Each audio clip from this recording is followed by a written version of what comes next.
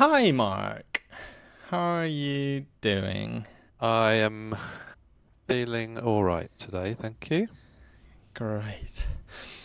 So we spoke a few weeks or months back now during our business development sprint or marketing sprint about some ideas to create more visibility for IQM and how we could do that in a way that would motivate us and be interesting for our potential customers or future employees, partners.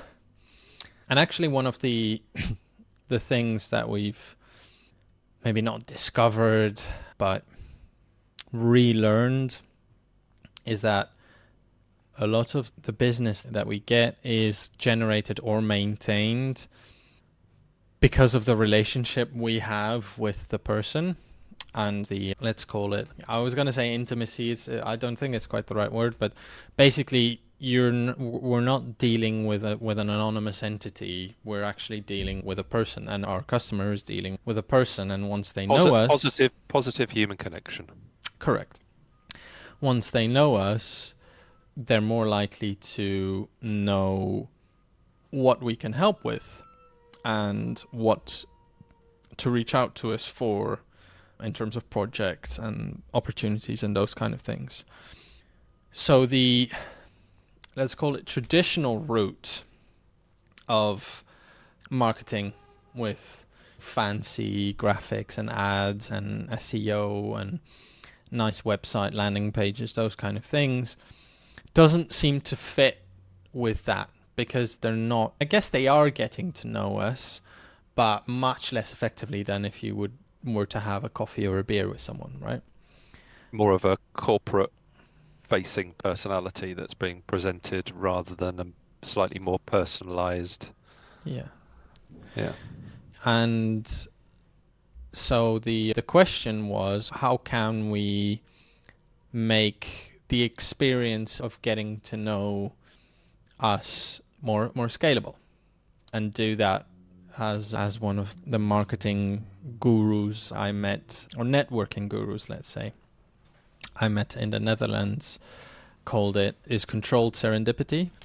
If you put a lot of interesting people in a room and you shake the room around, there are interesting connections bound to happen. So the more interesting people you throw in the room and the more you shake it around, the more you're triggering or causing that serendipity. And so we came up with this idea of opening up these kind of problem solving discussions that we have internally or that we have with customers that we already know or partners that we already know, opening that up to the broader network or even people that we don't know yet. And when we last talked about it, which was a week or two ago, we went one step further than that, which was to draw the parallel with a mastermind group. So a mastermind group is a group of people in a similar circumstance who are mentoring each other. So rather than finding one person who is significantly more experienced than you are in a similar field or who has experience with this particular problem that you're trying to solve, and having them guide you with their wisdom, you're using the collective intelligence of people who are at a similar level of experience in that field, but more Which, of them. which probably means you'll get more interaction. Not necessarily, but it's a different kind of relationship because you're all helping each other. Yeah. Whereas a mentor-mentee relationship, there's a clear dynamic there. Even though a mentor can also learn from their mentee, of course, it is different.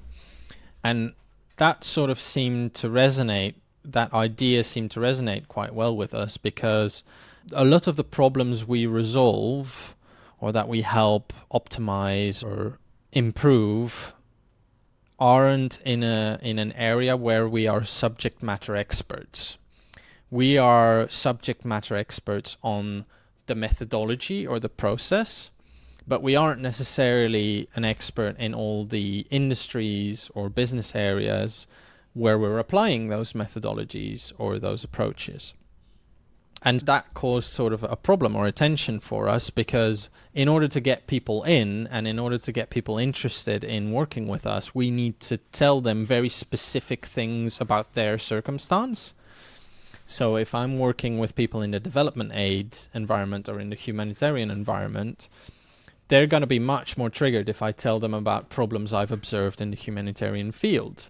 But if I've never worked in the humanitarian field, how am I going to be able to tell the person in the humanitarian field that actually I would be able to help them? You lose credibility in their eyes if you don't have any knowledge of their particular industry or situation. Exactly, because everybody thinks they're a unicorn, right?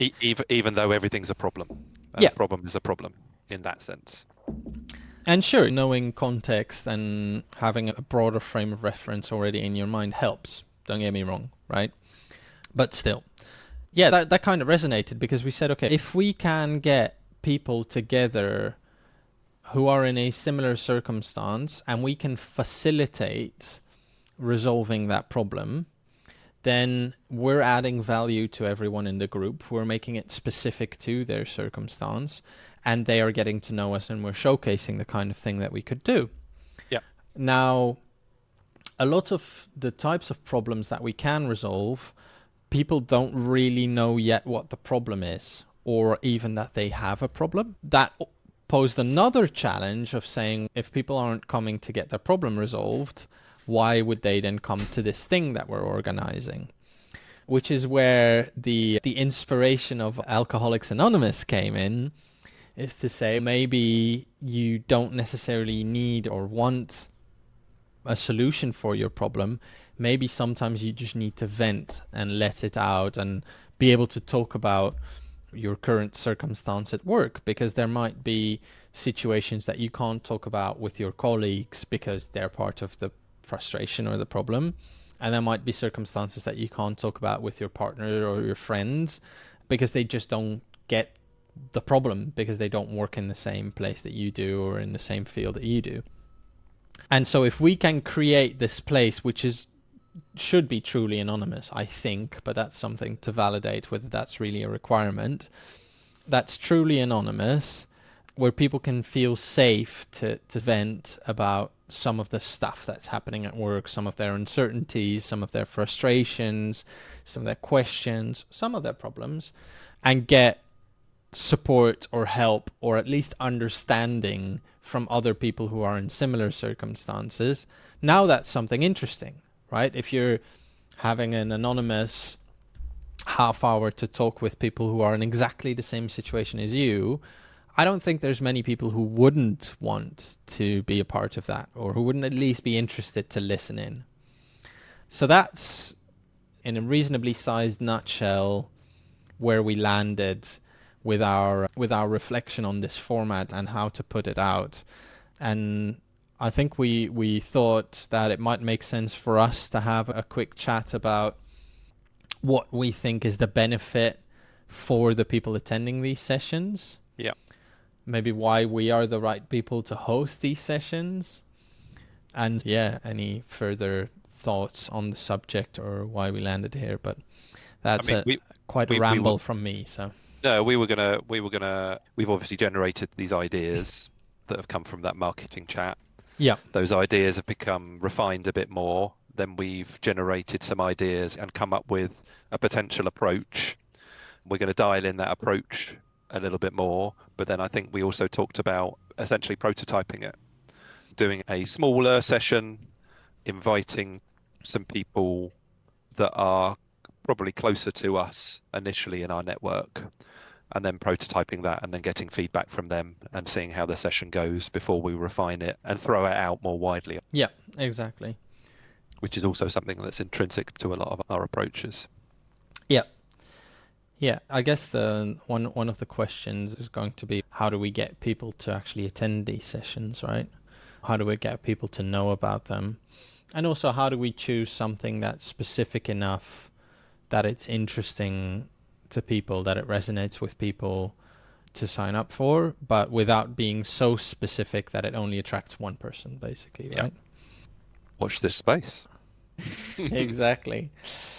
So, any thoughts on what might be in it for the participants, or maybe what kind of a theme would get you to go to a session like that as a participant?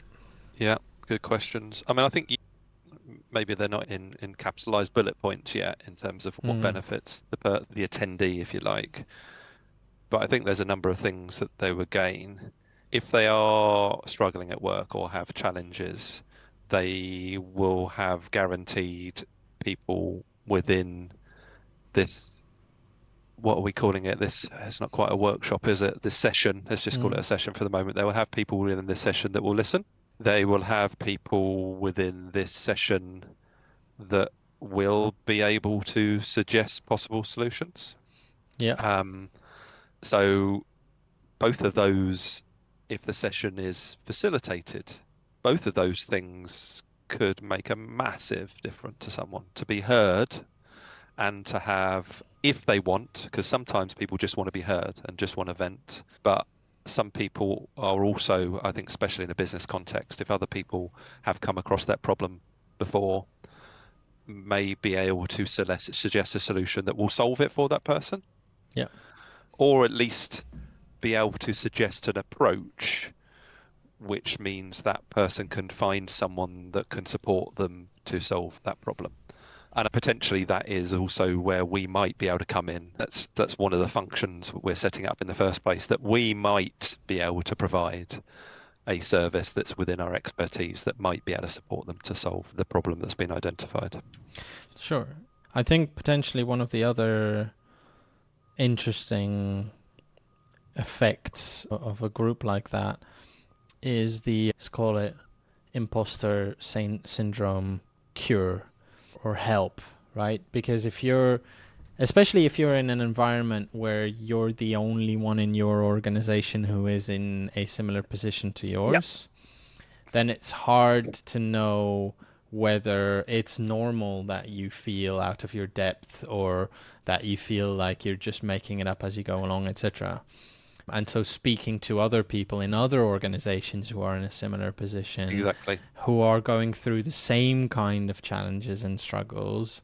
You got your financial director that's in there. You've got a CEO. You've got a marketing manager that, as you said, normally are possibly a little bit isolated and are making some of these big decisions more on their own and have that responsibility. They're discussing it with other people in that similar position, who will also have challenges, and those people, I would doubt, are expressing those challenges on a day-to-day basis with their staff within their organization, but they're able to discuss those challenges with other people, like you say, that are in a similar position in another organization. I think even though CEO, CFO, CMO are obviously good examples, there are quite a lot of things for those kind of people out there in terms of sharing experiences with other CEOs, CFOs, because sales people always want to talk to the big decision makers. There are a lot of CEO dinners and CFO dinners and Yeah, otherwise. Whereas maybe somebody who is a sysadmin in a small tech company who's the only sysadmin in that organization, think of George. Maybe it would help someone like George to be able to talk to a number of other sysadmins in other organizations, which I know George already does. He's got, I think it's a WhatsApp group or on Discord, where he speaks to other people in similar positions to his. And I know that for Stuart, for instance, it would be quite beneficial to be exposed to other developers a bit more. yeah, Maybe less so from the technical director perspective, even though that might be interesting as well. Also from the dev perspective. I think this is something that might be useful for all levels of the yeah, organization and all levels of functions. yeah. No, agreed. I was throwing Yep. No, those of ones out course. there, but no, I agree that it could work in all those different levels. And in fact, a couple of years ago, or a year and a half, or 2 years ago, we were talking about the fact that partly because IQM is a small organization, and actually even when it had his office, it was remote Yeah. because it was in a technology center, but Mm. there wasn't any interaction with any of the other staff within that building because the building is a relatively old building and wasn't designed with a kind of general space Yeah. like some kind of businesses, big buildings are set up so that it naturally understands that mixing different tech companies Yeah. can create added value And to also, them. it wasn't a tech center, it was a business center. And so you had this tea company, which, great I to mean, be in it was the. called Hove Technology Centre, but yeah, it Yeah. wasn't. Yeah, it didn't give the impression of that they were these tech companies. So yeah, so the result of that was that you've got people, and Stuart is a very good example because he is very good at his job and he's very technical and he's a great problem solver. However, he's pretty much only worked in that job for X amount of years, which means he hasn't been exposed to as many other people that are doing Mm. his sort of role as other people might have. So yes, I would say that's definitely a benefit, and we can use that as a benefit for our staff. So actually, that's made me Mm. think that maybe those early sessions Yeah. We do are a them for session for ourselves. each Yeah. of the people within our organization, and that makes that I think that would be a really good I start, think actually. that's a great idea. And I was also thinking that we probably need some sort of prompt to start the discussion, because if it's people who don't know each other, and especially if we're doing it anonymous, right, then I imagine it might be tricky to sort of get the ball rolling. But as soon as the floodgates are open, I would suspect that it'll be all right. I Um, I think as facilitators, if you like, mm, because we're likely to be either a sole facilitator or dual facilitators for something like that. I know both of us would love to be involved in that. And I think we can capture some initial, we can have some initial simple questions that help us get the ball rolling there. There are mm, going to be, like there are in any job, there are going to be some more common challenges, if you like, that I think will get the ball rolling. okay. I think that's given a quick overview of what we want to do, and has also given us more ideas. I think that sounds, we had a reasonable idea, but that seemed, in my mind anyway, that seems to have solidified more Mm-hmm. from that discussion. Yep. Um, so I can see that much more clearly than I did previously. And I am thinking, oh, if it was with developers, then what other software development companies have we got, and who are good contacts, and then how many people Yep. and we can invite some of those key people along, and then it not only solidifies our relationship with those people. I think I think, yeah, let's get on it. Yeah. Let's do it. Launch it in the new Sounds year. good. Sounds good. All right. Thanks, Mark. Very productive.